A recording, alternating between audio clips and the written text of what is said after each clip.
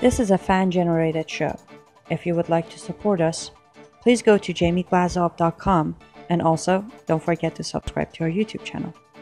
All your support is greatly appreciated. Hello, welcome to the Anne-Marie Waters moment brought to you by the Glazov Gang. For this moment, I want to go through part 3 of my easy guide to debating the useful infidel. And in this one, we look at nothing to do with Islam. Nothing to do with Islam is one of the most common things you will hear when debating the useful infidel. The useful infidel who will know very little about Islam, of course. But you'll also hear it from Muslims who, how do I put this, would like you to believe that things have nothing to do with Islam even when they do. So let's start. And the first thing to do is clarify what we mean by to do with. So, when someone says to you, this has nothing to do with Islam, ask them the following question. Does the foundational and core script of a religion have anything to do with that religion? Does the behaviour and the teachings of the founder of a religion have anything to do with that religion? So when you've cleared that up, let's go through some examples. They should say yes to that. So let's take death by stoning for adultery, for example.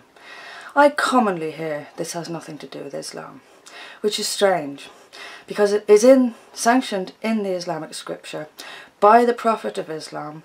It is carried out in Islamic states, sanctioned, justified, sustained and maintained by Islamic scriptures who all call it Islamic and all confirm that it is an Islamic practice. But apparently that has nothing to do with Islam. Death for apostasy.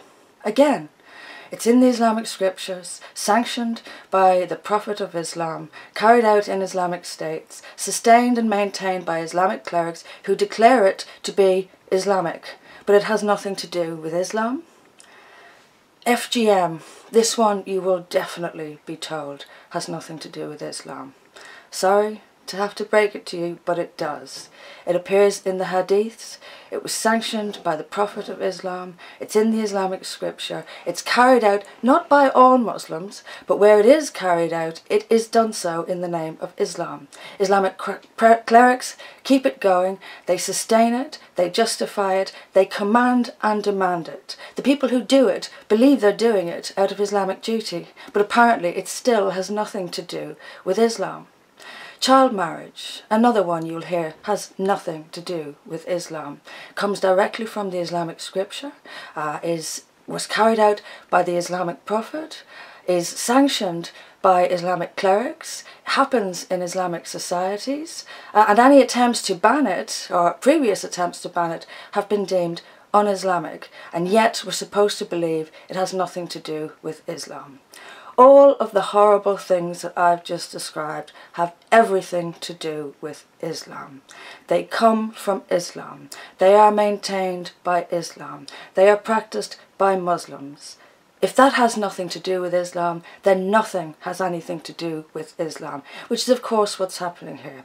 This is verbal trickery. This is deceit. This is taqiyya. This is lies. This is the greatest lie that is told about Islam on a daily basis, and there's only one way around it, and it's very, very easy.